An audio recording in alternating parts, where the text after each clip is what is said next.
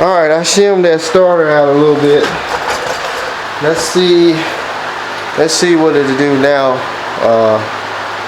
Hopefully we get something. If not, this motor is just gonna have to be tore down or replaced.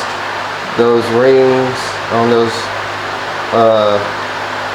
2 and 3 cylinders are just stuck to the piston real bad, because I put some more transmission fluid in it last night, and today when I checked it, the top of the pistons were dry.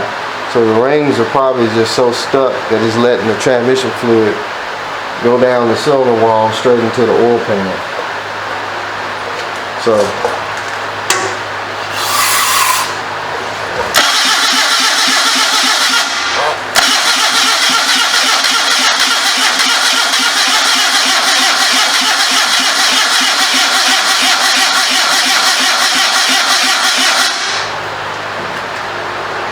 I don't think she's gonna run, folks.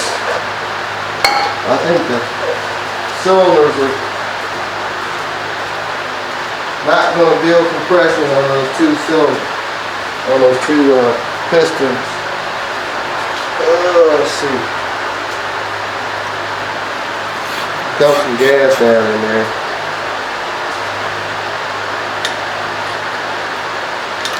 Maybe if I let the choke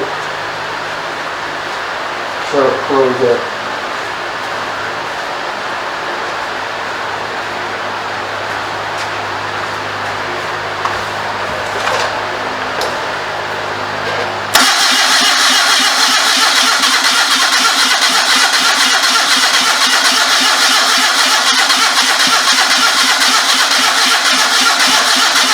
It hits like it wants to start, but it's only hitting off number 1 and number 4 because they have the most compression. Trying to run off 2 cylinders.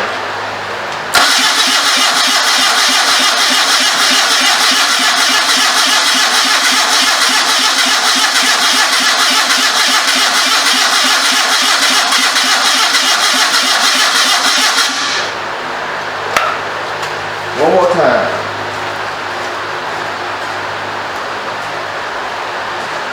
This don't do it. We already know what the next thing is gonna be. Seems like it hits better when the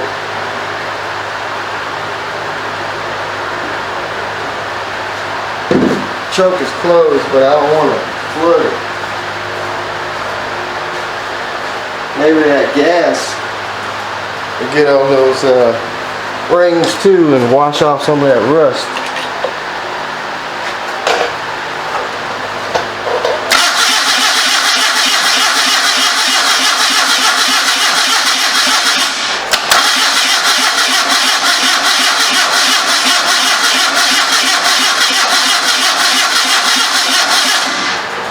I think the battery is going down.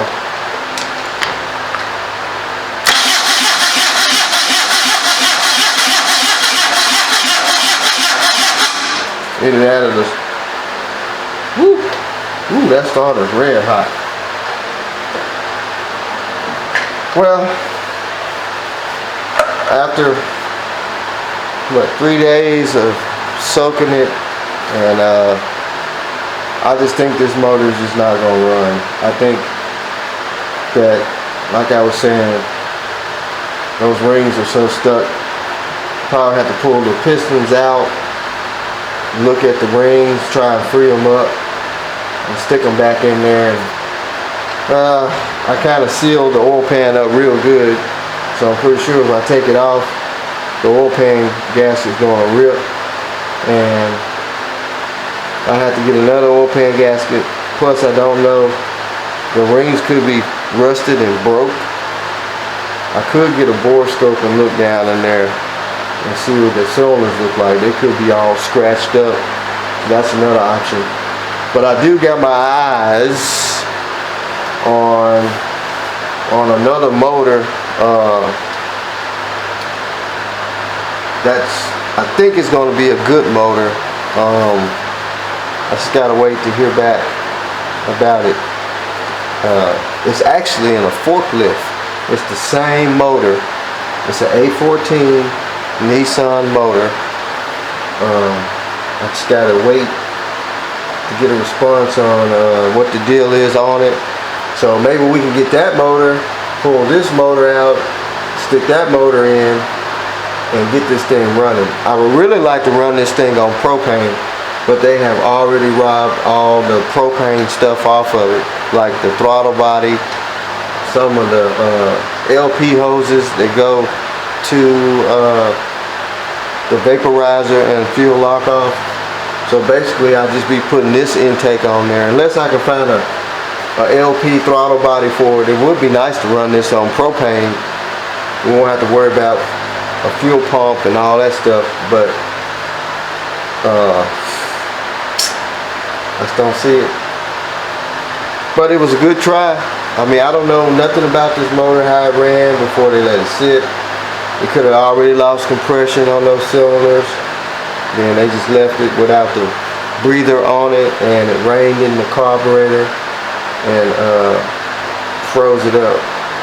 But starter's red hot. I'm tired of fooling with it, so we'll just bank on getting another motor for it. And if I do get this thing to crank, you know, I'll show y'all, but I don't see it. So let's just let it sit for now.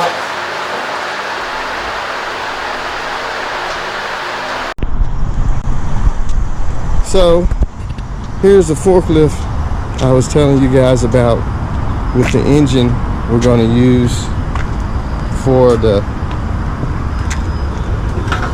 three-wheeler.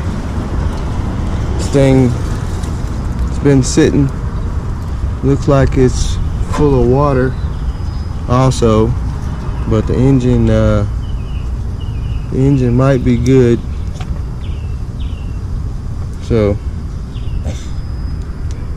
we're gonna get it out of here.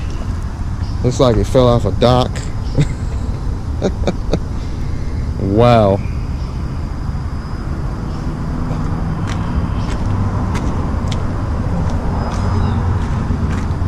So I'm going to get ready to disassemble it.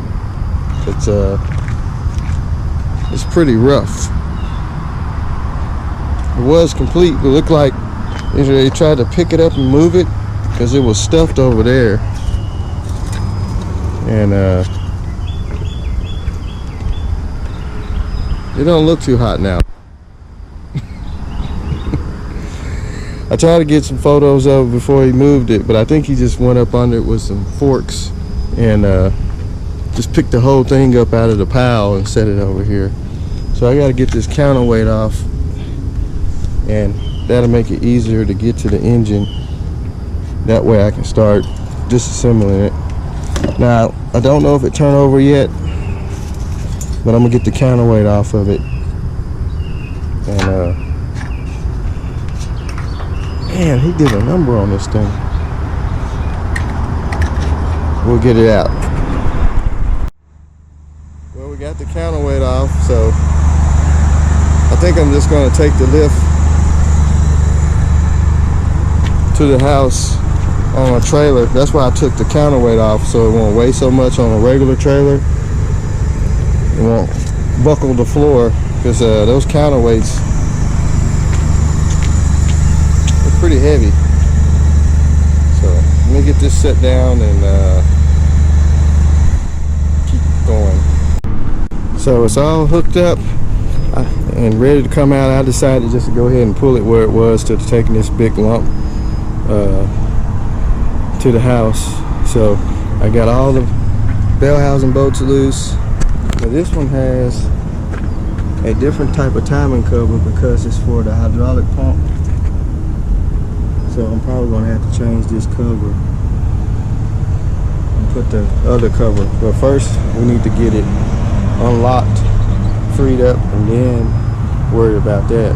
But yeah, she's ready to come out, so I'm gonna take this big Clark here and lift her up, get her out of here, because it's starting to get hot. It's up to 85 degrees right now. It's supposed to get up to like probably 95 to 100. So I'm gonna go ahead and snatch this thing out of here. I'm gonna leave the hydraulic pump on there. That's it right there. And I'll just take the whole thing with me. Well, I was just about to pull it out. I thought the bell housing would have came with it, but it's got this flex plate on the back side, so I gotta get these bolts loose. Well, I thought the torque converter would have came with it, so I gotta get all these bolts loose, and then it's ready to snatch out. It's getting hot. Actually, I found out the engine's not locked up. When I was taking this flex plate loose, it turned a little bit, so we just need to get the water out of the intake. Well, I'm gonna take the intake off anyway, drain the oil, and this engine might be all right.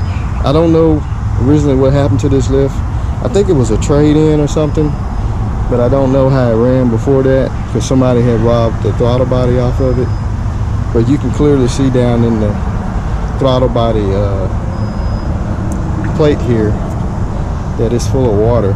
So hopefully it didn't mess the rings up, stuck the cylinders or anything, but it does turn, so I'm gonna go ahead and get it out, get it loaded up, and get it back to the shop.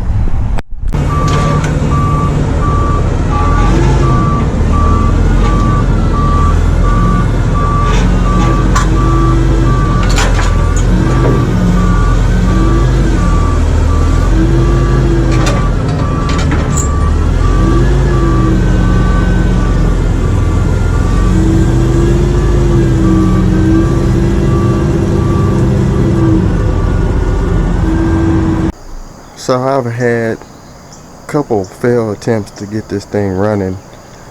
First off, the engine was low on compression after I got it freed up, and I've been letting it soak with transmission fluid, Marvel's Mystery Oil. Those rings are either broken or they just stuck to the pistons. So I will say that engine's no good.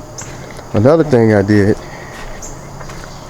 I got this engine out of the forklift, and I thought I was going to be able to use it, but the problem with it is that it's made just for forklift applications, and the bell housing bolts on the top and the bottom are spaced out differently than the engine that's in the car.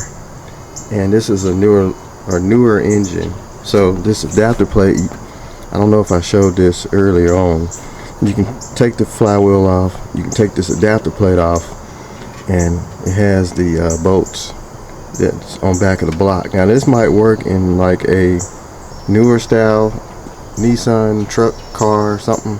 I think this is like late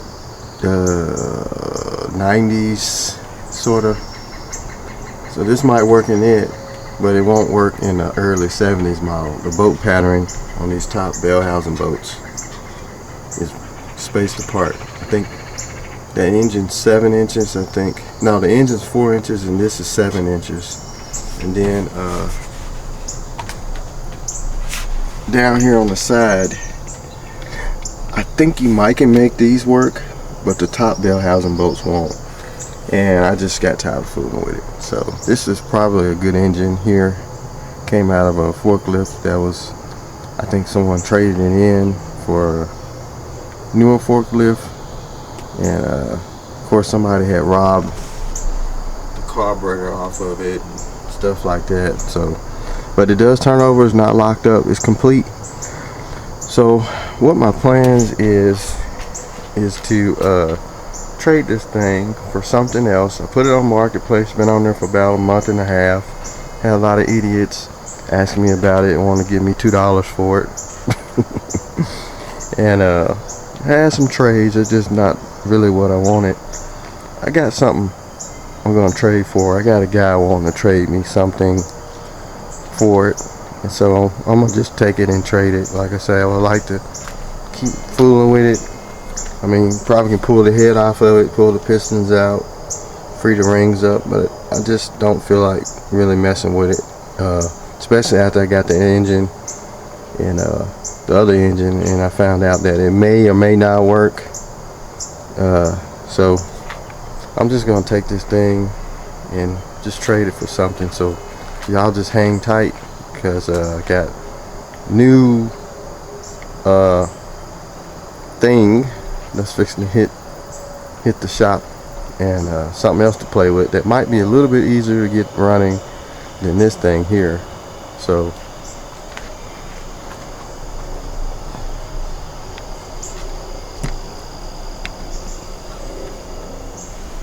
see, it's got the hydraulic pump on there, which I could have bypassed all that, but I don't know, but we'll see. So anyway, I am fixing to go and get this other project, and I hope y'all enjoy it. So y'all say goodbye to the jigsaw motorcycle Nissan car trike thingy. Alright, so I end up trading for these two 400 EXs. One of them is just a rolling chassis. One of them has a 650 Suzuki street bike motor on it, and I think it came off maybe an intruder. I don't know. I'm gonna have to look at the VIN number and see what engine this is. But it's been grafted in there. The wire harness on it is just totally hacked and cut, and it has caught on fire. I mean, everything is melted. Look at the solenoid wire here.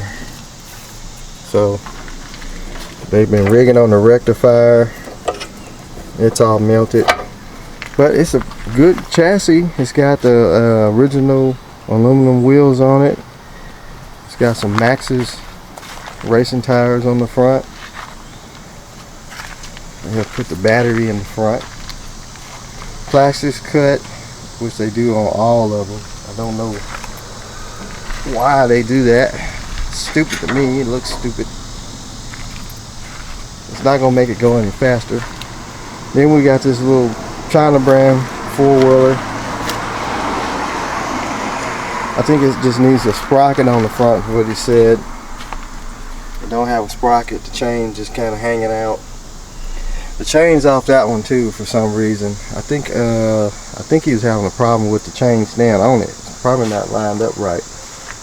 You can see they got the exhaust ran. That's cool how they got the exhaust.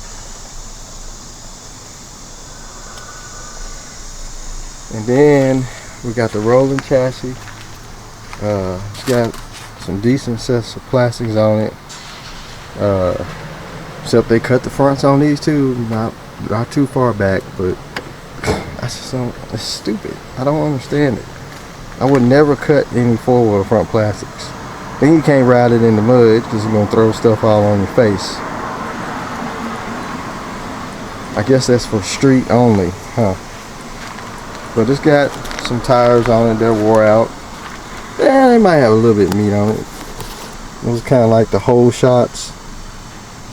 It's got a good sprocket disc for the brakes. It's got a 400 EX wiring harness on it, but I don't think we can use it on this one since it's been converted to a street bike motor. But I'm gonna try and order the wire harness for whatever Suzuki this is, and we're gonna wire it up right. Looks like they got an aftermarket front brake caliper, dangerous twist throttle. So all this has been cut. So anyway, this is what I traded for the trike, homemade trike. So I don't know if I came out better or worse. I think I came out better, because I can really do something with these more than that trike. So we'll get them unloaded, and one day we'll try and get it running. Like I said, I'm gonna try and find wire harness for the Suzuki motorcycle and just rewire the whole thing. He said it ran, it was pretty fast, so we'll see. So anyway, I'm gonna get these things unloaded, and y'all have a good day and evening, and we'll get back to these lumps later. I don't know if I'm gonna do anything with the little one. I think I promised it to somebody, so I'm probably just gonna give it away. I mean, there's nothing I can do with it. I mean, I'd rather work on the 400 EX/650. Alright y'all, holla at y'all later.